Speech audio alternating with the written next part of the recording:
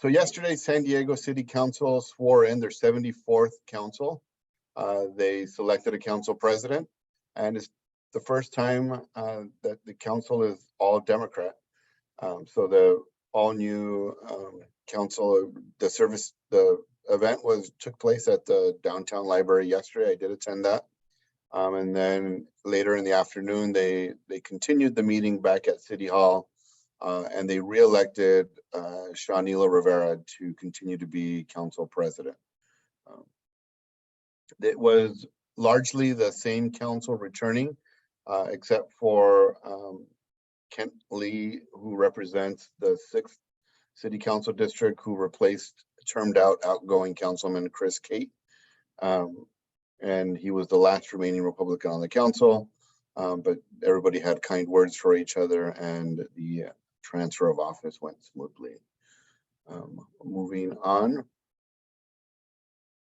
just some highlights on the new council member Lee. He brings a perspective of a young father. He worked for a nonprofits art organization.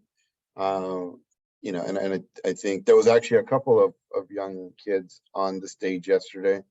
Councilmember Vivian Moreno also had her months-old baby with her up on stage, and you know who's months old. And Kent Lee has a toddler and I think a young child who's just starting grade school. So there'll definitely be parent perspectives on this new council in a way that there hasn't been in a bit. I know that some of the other council members had children, but they were older.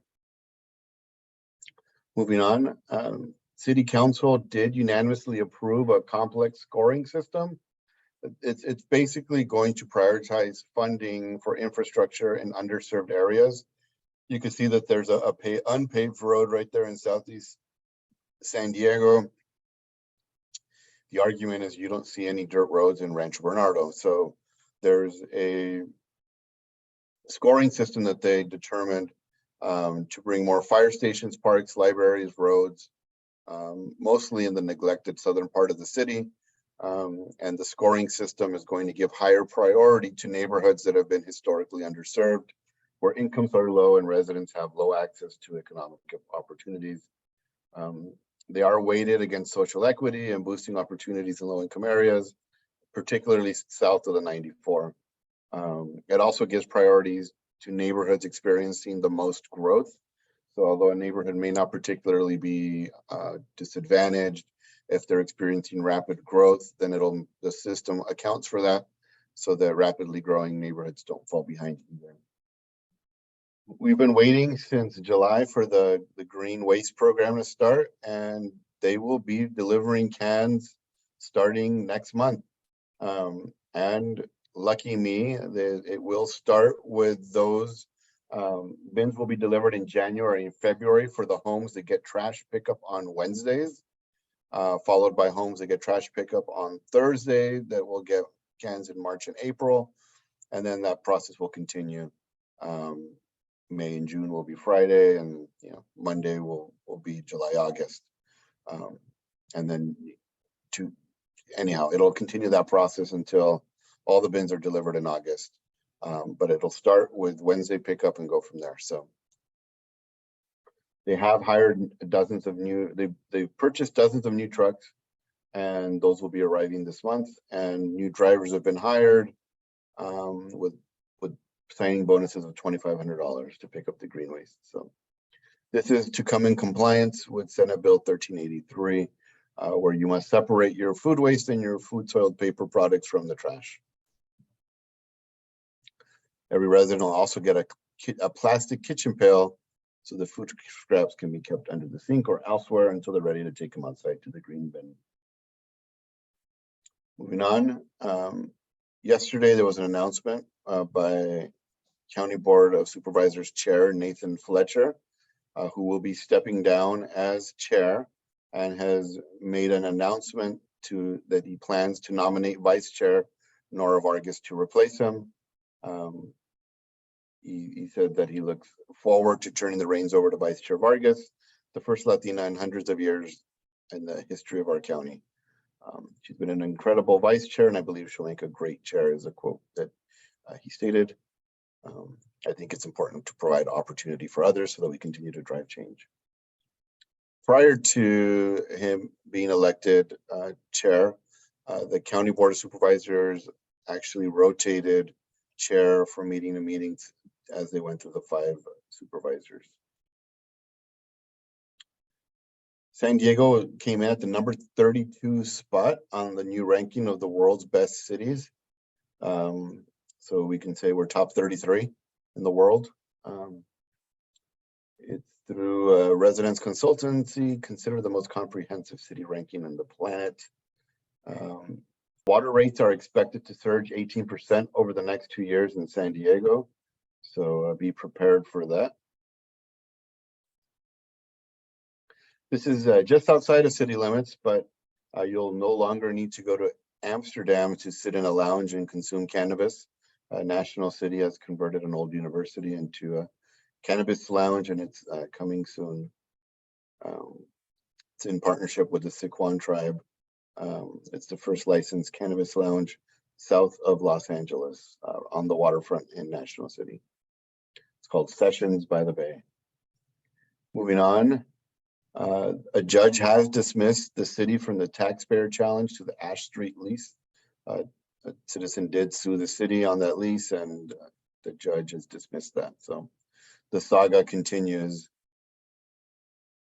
City Council has approved an update to the Mira Mesa plan for the long-term neighborhood development plan, which will allow for more pedestrian-friendly mixed-use developments and fewer strip malls. If you've ever been down Mira Mesa Boulevard, you know that it's just covered with strip malls. And the city has made an update that will allow those strip malls to be developed into more mixed-use projects. According to Redfin, so take that with a grain of salt, San Diego is among the housing markets expected to cool the most in 2023. Their analysis, which I can also share in the chat if anyone's interested, basically listed number 9 in the list of markets expected to cool.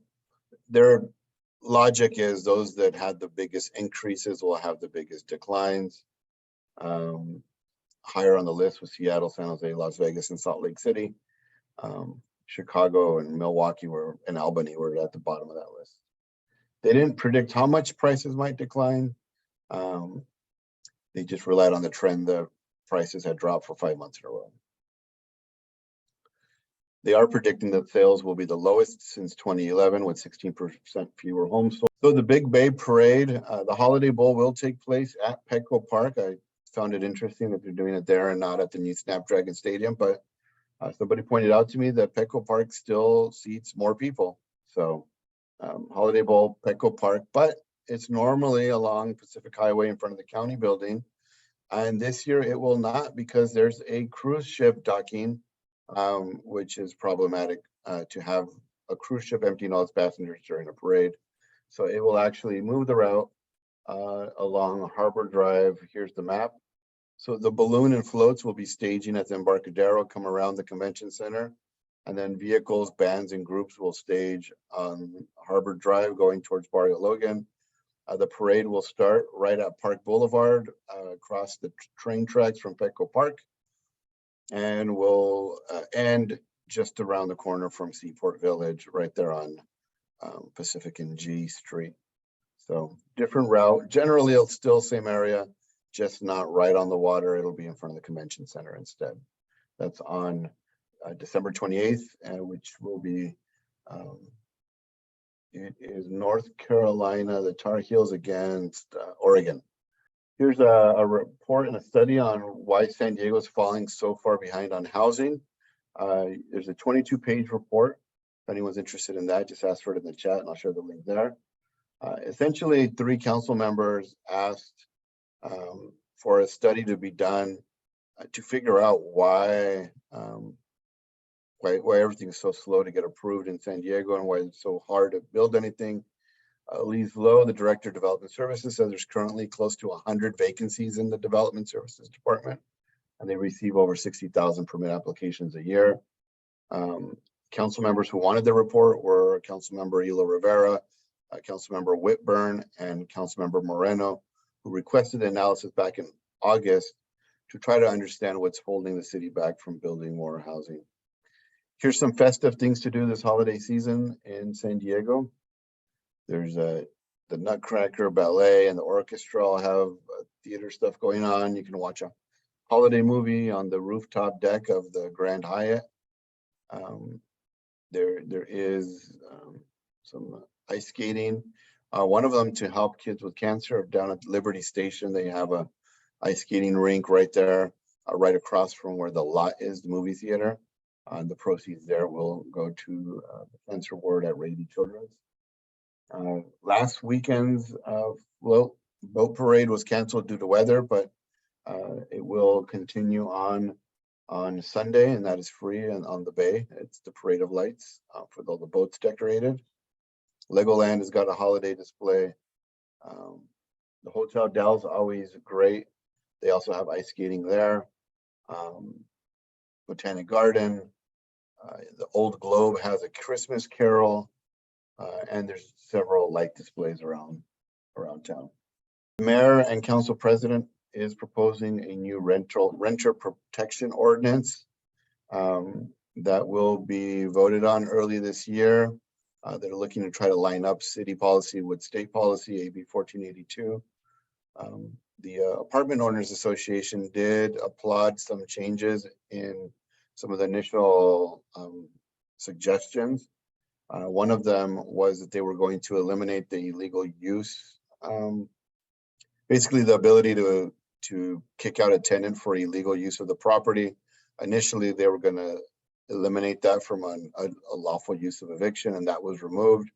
So based on the most recent proposal, you will still be able to evict somebody who's illegally using your property for illegal uses.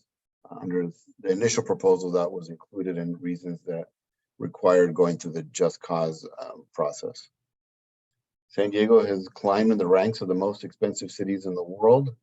We rose 33 slots to number 17, not as high as LA at number 4 and San Francisco at number 8, but worse than other major cities like Boston, Tokyo, and Moscow, which are both tied at 37 and Boston's at 21. So still expensive worldwide, number 17, and that was a 33-point upward move. So, that's from number 50 to number 17. Others that moved similar amounts were Mexico City and Indianapolis. Also looking at rents, although San Diego had rent increase of 27% since the start of COVID, March 2020. Year over year, it was 6%, but month over month, it was a 1.4% drop in November compared to a 1% drop nationally. So I don't know if that really signals much relative to the increase, but it's the first sign in a while where rents actually go down. So we'll keep our eyes on that. Here's a list of Christmas light displays throughout San Diego. It's based on county. I can share that in the chat if any of you are interested in sharing that with your clients or just going out yourself to see the lights. And I saw this on Twitter. Since the Blue Line opened in San Diego, providing access to UCSD, we now have the highest average weekday light rail ridership in the country. We're higher than LA at number 2 and Boston at number 3. So the Blue Line has definitely increased ridership. And that concludes your city update for today. Thank you.